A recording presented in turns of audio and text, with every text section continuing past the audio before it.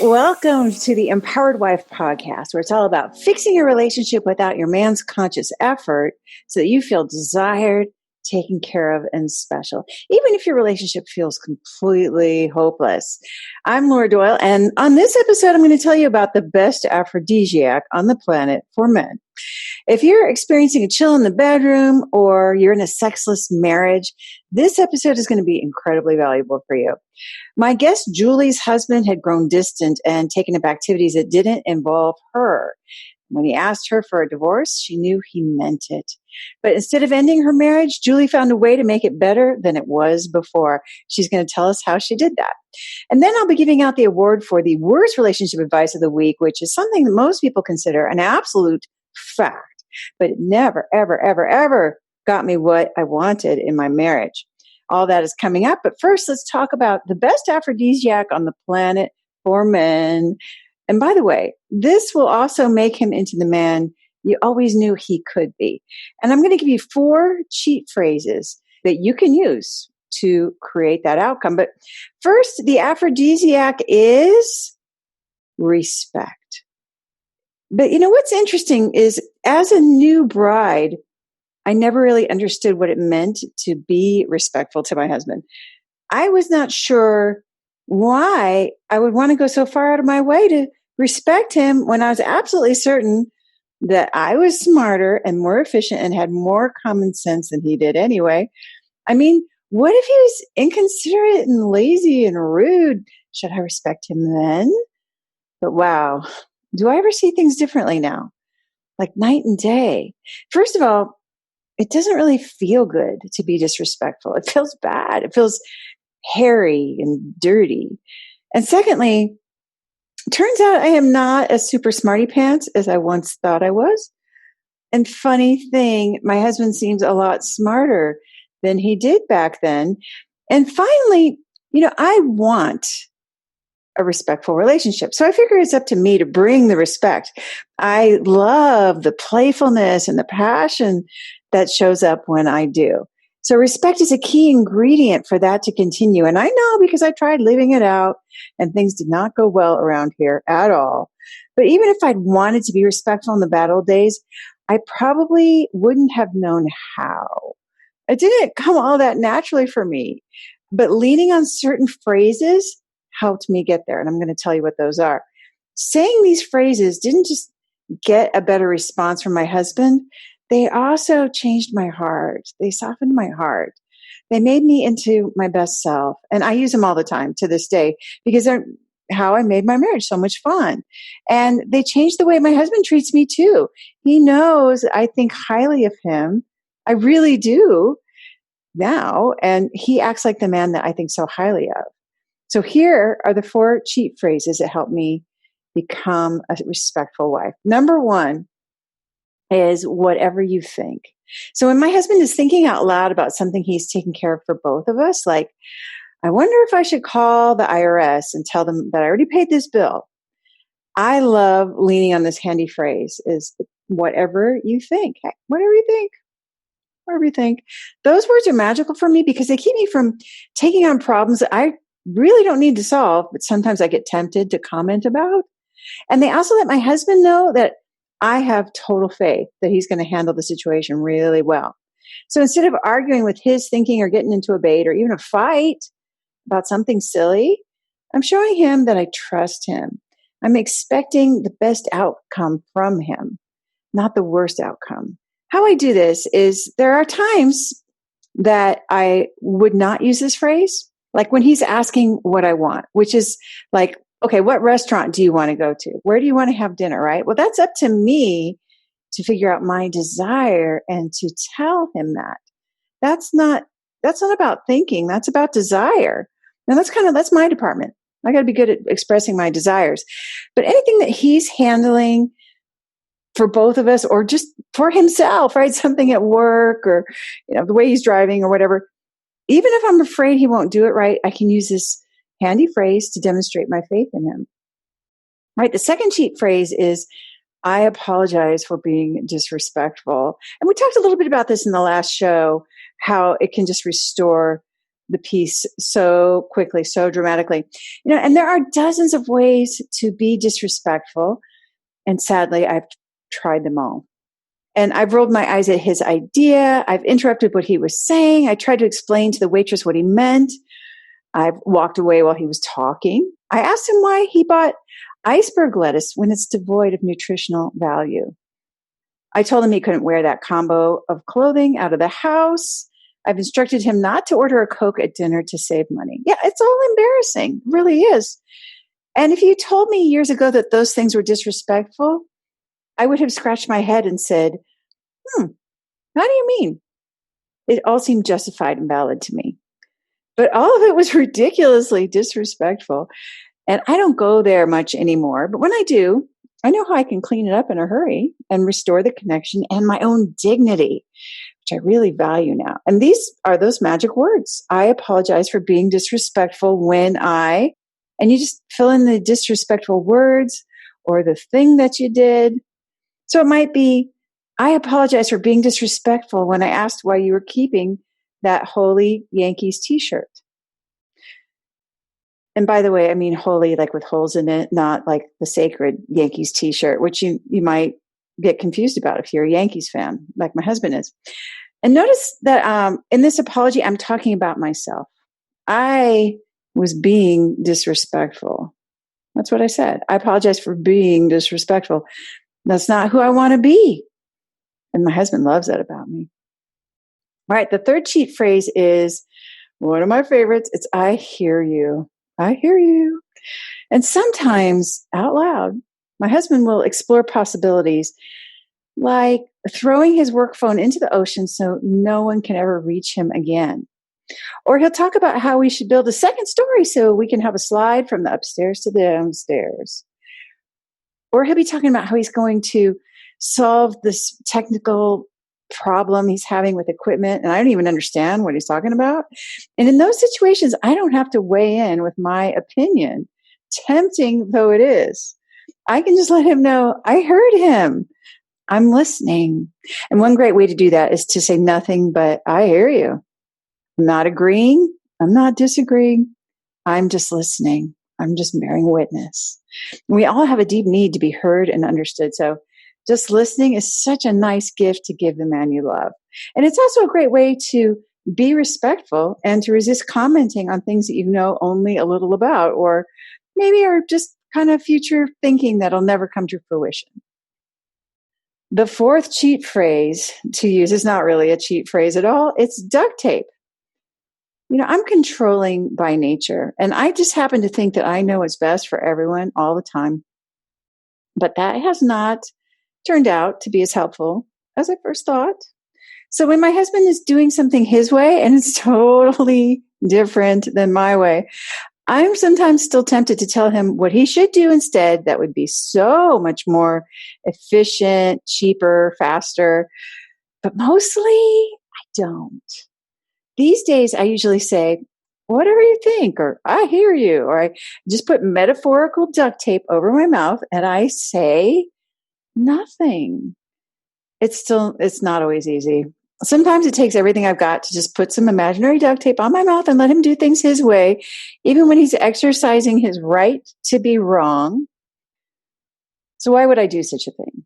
Because today I value the emotional connection above being a smarty pants, above being the goddess of Wikipedia who knows everything. And I've found that those two don't go together. Emotional connection and smarty pants, not really that compatible.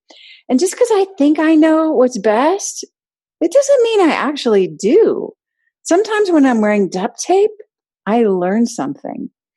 So being respectful has made my marriage so easy and fun and sweet that I can't imagine my life without it. And having the kind of marriage I have now is what motivated me to want to be respectful in the first place. And it worked. But something else wonderful happened along the way. I became a respectful woman. And I like hearing myself speaking respectfully more than I liked hearing myself sighing in disgust or barking orders or shrieking at my husband. And the unintended consequence of being respectful is that I'm happier and humbler, and I'm more pleasant to be around, even for me. If you're wondering how to get started with fixing your relationship and making it shiny again, then you need a roadmap. Get 6 simple steps to follow that will set your relationship up for success. Discover 3 common mistakes that wives make trying to fix their relationship that just make things worse when you download my free Adored Wife Roadmap. You can do that at getcherished.com.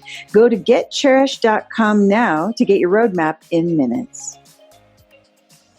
My guest today, Julie, was married to a man who foolishly lost almost every penny of their savings with a bad investment while she was pregnant. And Julie knew she could no longer trust him to keep her safe. She knew he had also grown distant and taken up activities that did not include her. But when he asked her for a divorce, she knew he meant it.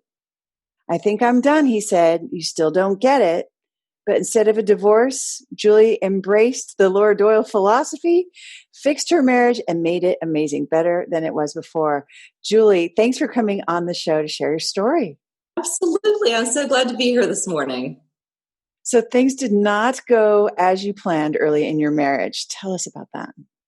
Oh, I know. And it's so interesting because I can remember that day like it was yesterday. And we had only been married about 3 or 4 years.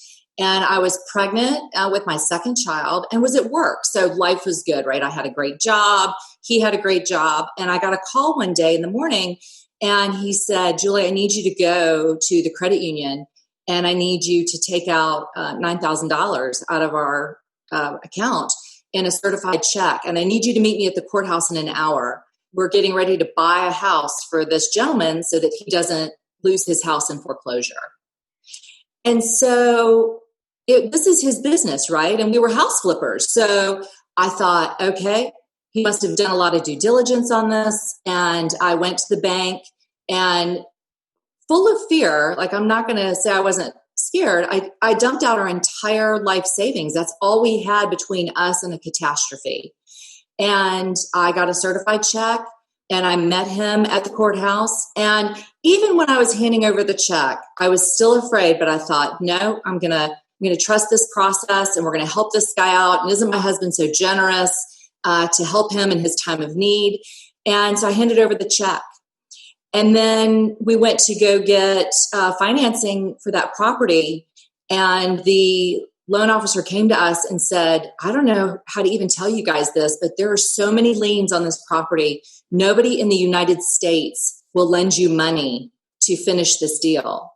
So we had just flushed $9,000 down the drain, and this man was still living in his house. So he still had his property, was still living in his house.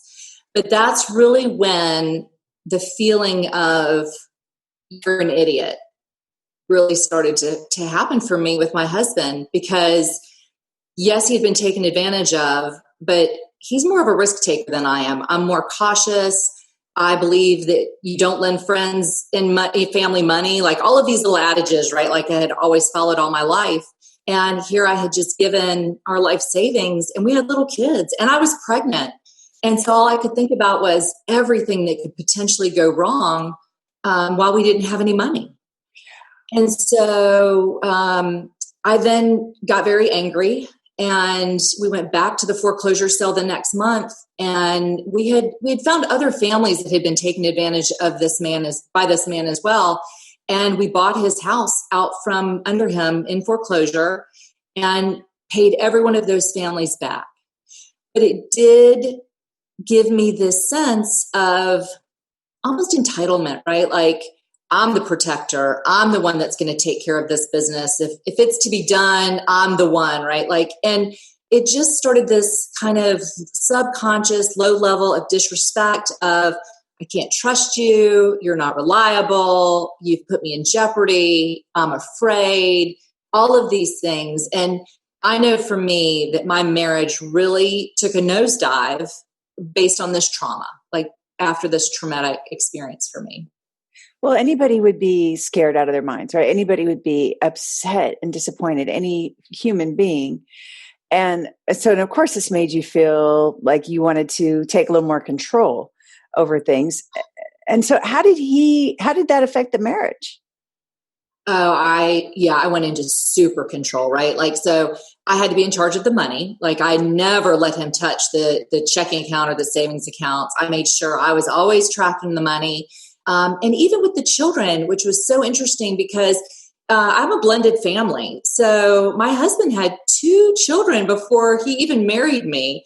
And I used to view him as an expert in that department. And suddenly when my new babies were showing up, I kind of took very control of that too, and didn't really lean on him as much as I had to be the expert in that department. So yeah, it was just superwoman all the way around. I just made sure I was doing everything. I was controlling everything. I never wanted to find myself in that situation again. It was so frightening, that situation.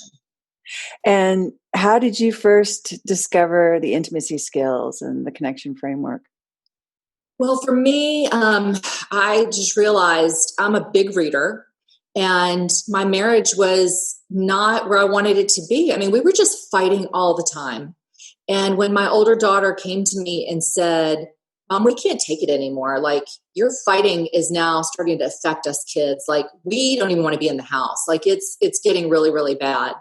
So I put on a baseball cap and really dark glasses and went to Barnes and Noble and snuck in the back where the relationship section is and literally just lined up like 10 different marriage books. And The Empowered Wife is the one that really kind of like spoke to me. And I thought, okay, I'm going to get this one, and paid cash because I didn't want my husband to see, that I had bought this relationship book.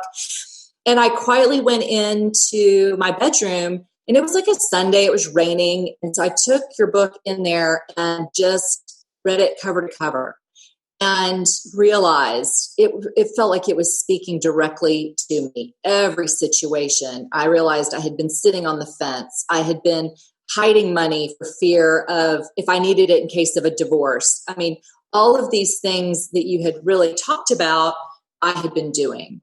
And so that was the moment. My husband was out watching football, and I just went out to him and I was crying, and I just said, I think I can see it now. Like, I think I see that it's been my fault. Like, I've been doing this. And he got a little teary eyed too. And he just said, thank you. Because I think he'd been trying to tell me for years. And I think that I needed to hear it from a woman. I think I needed to hear it from a married woman, right? Like, you just kind of look at your husband like, you don't understand what this is like for me. You don't get it. But I think you got it. And you were able to articulate it in a way that then I got it, which I was so grateful for. And was there a moment when you said, well, we can't go on like this. Something's got to change here? Yeah, it's so interesting because when I was reading that first book, I had realized that I had read Surrendered Single as well. And so I'm just drawn to your work naturally. And I read Surrendered Single and then got married to Bert like a year later. So I knew that I was dating him because of this work. Because I read that book and it opened my eyes to a new way of showing up as a girlfriend. And I never would have accepted that blind date with him if it hadn't been for Surrendered Single. So I signed up for coaching, and I had 12 sessions with a private coach, which was amazing. I loved my coach and really thought to myself, I don't know how I didn't know all of this. I don't know how I lived for this many years and had the education I did, and my parents had been married. Like, how did I not know these skills? And so I really thought to myself, I have to teach this. Like, I have to share this. Women need to know about this. And so I decided to sign up for coach training. And during my coach training, you had offered a Cherished for Life weekend. And I realized that I had not traveled or been anywhere by myself since I had been married. And so I signed up for Cherish for Life weekend. It was the first time I trusted my husband to stay with those kids and to take care of them for 4 days. And you would think that that would have been great self-care, right? Like that I would have come back with a great mindset and that I would have been filled up. But instead, on Sunday night, I could still feel myself nagging and complaining. And I realized that my daughter's school bag, her little red school bag from kindergarten, hadn't made it home from Friday pickup. And so all I could focus on was tomorrow morning, I'm going to have to get up and park the car in that parking lot and walk that little girl in there. And I've got to find her school bag, and it's probably in the lost and found. And I'm going to have to go and really hustle to find this school bag. And why couldn't my husband just have done all of this on Friday afternoon? And so I laid in bed and thought to myself, I've got to share this with my husband in a very surrendered wife way. Like, how am I going to tell my husband that he's an idiot who left this bag and now he's put me out and created more work for me? And so I thought about creating a pure desire around it. Like, oh, I would love to not have to go get her school bag. Or, how could I do it in a way that would pin it on him but and still make respectful? Still be respectful, make him responsible, right? Like for this school bag. And so I came down to the kitchen and let him have it in my what I thought was a very surrendered wife way, and went back to bed. And he came in with a cup of coffee and he just set it down on the nightstand. And he said, real calmly, he said, yeah, I think I want a divorce. I think I'm done. He said, you've had coach training now, and you had a private coach, Julie, like you are still not getting it. And I got real still inside, and I thought to myself, he's right. I've been reading about this. I've been studying this, but I haven't been applying it. It had not become real to me until that moment. And I said to him, well, we're not getting divorced. I love you. And I hear what you're saying. Like, I hear you.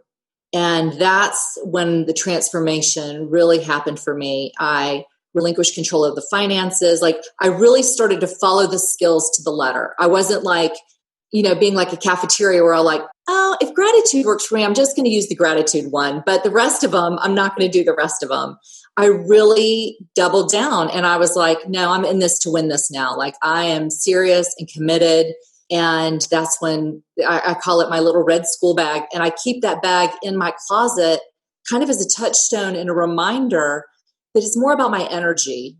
It's more about my mindset. It's not about that little school bag. Like, I should have let that go. My husband had been so wonderful and had kept those kids all weekend for me. But I couldn't even grasp that. I couldn't even get that in sight. Like, I was just so focused on that little school bag, or where he screwed up, right? Where he had messed up. Well, that's an amazing story. I mean, and you were able to save your marriage after that. Save my marriage. So, and what is your marriage like now? My marriage is cherished. I view it almost like on a different, almost like a spiritual level. Like, I don't view it as this paperwork of like, well, we've agreed to get married, and so now you just have to suck it up, buddy. Like, we're in it. You just got to suck it up. I view it as the most cherished thing in my life, and we walk hand in hand. And I just know that I would have lost everything if he had left. Like, if he had decided this is enough and I'm done with you. And so it changes my energy when I show up. It changes my energy in the kitchen. It changes my energy when we're on a date. It just changes everything. And our relationship now is fun and playful, and he includes me now. That's what I really knew, Laura, when he took me to Costa Rica with him on the guys' surf trip. This was like, like the Holy Grail, right? Like, they go with like 10 guys, they rent a house, and I was invited to go. And my husband rented a separate condo for he and I, so that I could go with him and he could surf and I could just go and relax. And that was like a fantasy a couple years ago. Like, I would have never in a million years thought that he would have taken me on his self-care trip. Like, that's his self-care. So this was a big moment. We thought, well, this is really working because he wants to be with me now. I love that. So if you could go back and talk to yourself from the bad old days, when he made that $9,000 mistake, what do you what do you know now that you didn't know then? I think that we're all going to make mistakes, right? Like I make mistakes all the time. I know just this summer, I have actually gotten into like I've got this beautiful Suburban. My husband has bought me this beautiful car. One morning on the way to gym, I drove through paint, and now there's white paint that's splattered on the side. And later, a couple months later, I accidentally got in a little accident. And then a couple weeks after that, I backed into someone in the zoo parking lot because I had the kids in the car. He never made me feel bad. He never shamed me. And I realized there's a way to be graceful. I mean, we all make mistakes. And I was so grateful for him to not make me feel bad about those 3 incidences. I made myself feel bad enough. And he felt horrible when that happened. And he really recognized I'm the head of this family and I got taken advantage of. And I wasn't very gracious in that moment to just let that lesson be what it was. I started acting like his mother, like maybe he didn't get it. Maybe this wasn't enough of a lesson for him. And so I started finger pointing, and that all went away with coach training. I just realized, we're all human. He's human. I'm a mere mortal woman, and we're going to make mistakes, but it's easy if you can just maintain the intimacy and move on. And so, and looking back, was there any particular thing that you did that you felt like this really made a big difference in my relationship? Yes, for me, it's so funny. I was so career oriented that I didn't date a lot. I had maybe 1 or 2 boyfriends through high school and college, nothing serious. And I really focused on my career all through my 20s. And by the time I got to 30, I was starting to panic a little bit. And so I just remember when I realized Bert was my boyfriend, how important that felt, like how important that relationship felt and how special it was and how much I revered it and cherished it. And I lost that. And so after a couple years of marriage, he got to be very familiar, and I started to take advantage of that feeling. And so now I think of him as my boyfriend. So if I'm on the couch and I'm curled up in a blanket and it's 9:00 at night and I've got my fuzzy socks on and he's like, hey, do you want to go get on the electric bikes and ride downtown and go get a glass of wine? I stop and think, my boyfriend just called me and asked me on a date. And so I leap off the couch and go, yes, I would love to go get a glass of wine. And I take off my fuzzy socks and I put on my fun shoes and get on that electric bike and go on a date with him. So it's just a difference in would I've rather sat on the couch? Probably. But the fun and the intimacy is so much more important now that I just view him as my boyfriend.